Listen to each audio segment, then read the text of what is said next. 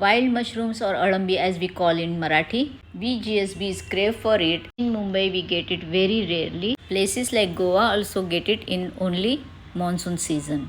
My sister-in-law got this from Borivali market and she gave it to me. My mother soaked it in the water and then thoroughly washed them, rinsing it 2 to 3 times to take out all the mud sticking to the mushrooms. We are going to fry some and the remaining we are going to make a mutton type gravy. This is my mother's recipe and she must have got it from her mother as well. For frying, she is cutting it into halves so that it is easier to fry, and then whatever remaining will be cut into small pieces so that we can make a gravy. Now that all the mushrooms are cut into halves as well as in the small pieces, I will be giving some salt to apply on the cut mushrooms. So this much mushroom she has kept it for the gravy, and now we are applying salt as well as some turmeric into the mushroom, both minced as well as the halves. Then she will be applying some chili powder into the halves so that it can be ready for frying. After applying salt and turmeric to the minced mushrooms, she is taking it out in a vessel to cook along with some chopped onions. Onions can be measured around half the quantity compared to the mushrooms. Today we have even got some fagla, spine gourd in English or kantola in Gujarati. We are going to fry them along with alambi. So now we are adding little water to cook the alambi or wild mushrooms on low flame. You can cover and cook it.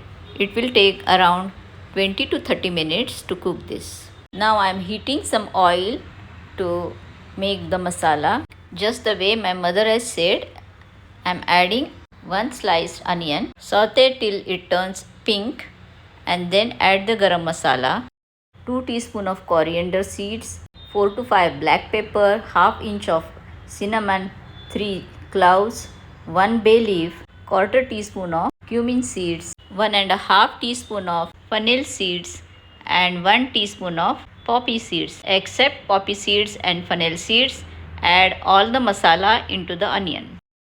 We do not add poppy seeds and fennel seeds at the beginning. We will be adding it later.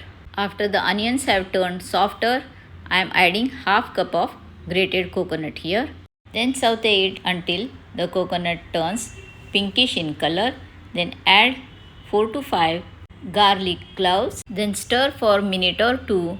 Then add the poppy seeds and the fennel seeds. To keep the aroma intact, they must be adding it later. It is my guess. Later I am adding the tamarind and switching off the gas. When the mixture will turn bit cool, I am adding chili powder here.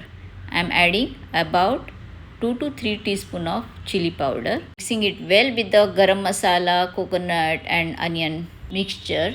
And then I will be grinding it to the finest paste, adding required water into the mixture grinder.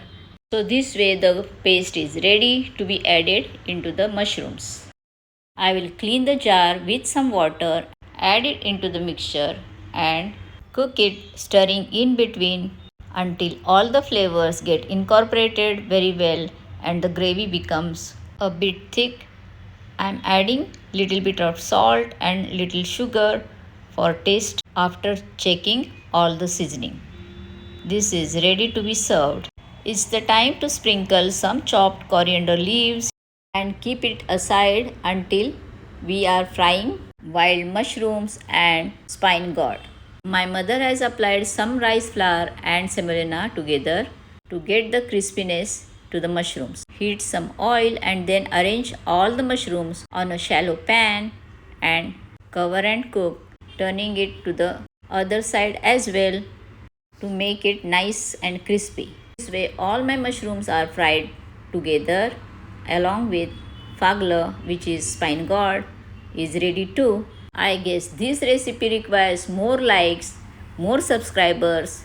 Please do share them with as many people as you know, because this is a special recipe worth saving for the future generation. Do try and enjoy.